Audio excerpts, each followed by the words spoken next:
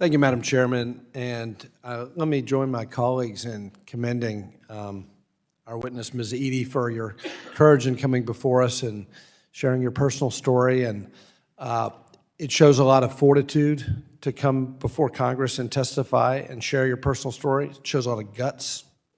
And what it says about you and your character is that we know you and your husband, you can make it, you can do it. And we appreciate your testimony, and we know that hope is available to you because of your strength that we see. My question to you is that in addition to housing assistance that you're asking for, would it be helpful to also have an advocate for you, someone that you can talk to in addition to housing and help you with job counseling, financial literacy programming for you and your family? Would it be helpful if you also had some additional services that could connect you with other services in addition to the housing assistance? Thank you for your question, Mr. Barr.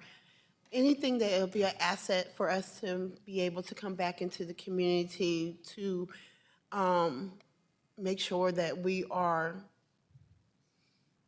I'm sorry, I'm just losing my train of thought. Make sure that we can succeed in this. Of course, we want an advocate to be able to help us with our financials and job, descriptions or anything to do with that. Of course, we need advocates to speak up for us and teach us how to be literate with our finances and everything.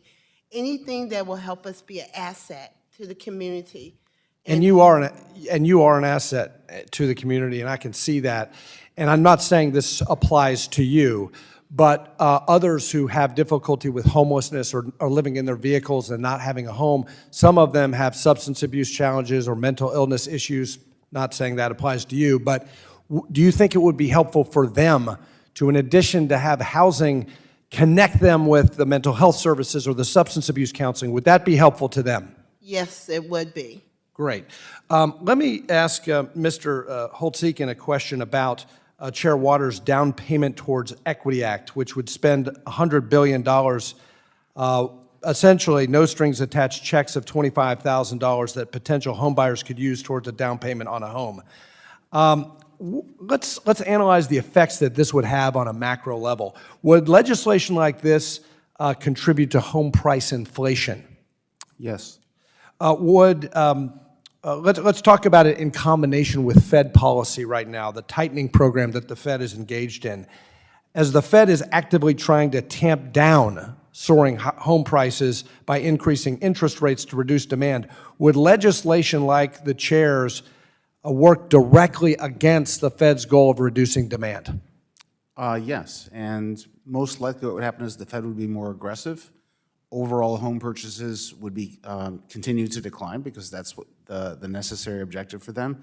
This might change the composition of who gets the house.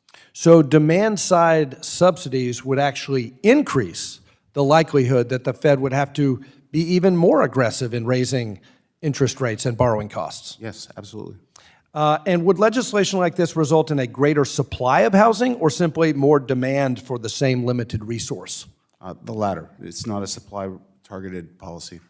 So while maybe not as flashy as handing out $25,000 taxpayer-funded checks so wealthy individuals could buy million-dollar homes, what are some of the serious proposals that Congress should be considering to actually increase our housing supply and address this affordability issue? As I mentioned earlier, the tax incentives to increase construction, I think, make sense over the long term. You want to have a predictable, reliable environment that provides supply at a lower cost. So lightening the regulatory burdens at the local level, if you have a way to influence that, do it. There are tariff policies in place from the federal government that are raising the cost of construction and construction goods. That would be a sensible thing that could be reduced. And, the low-income housing tax credit's not perfect, but it's a thing. Yeah, and to your point, in my remaining time, I'll just point out a 2021 study by the National Association of Home Builders found that basic regulatory costs add $93,800 to the price of a new home.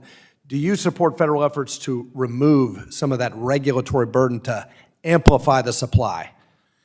I think that's a sensible idea. I don't know how you can do it, and so I'd be happy to work with you on that. Okay. My time has expired. I yield back.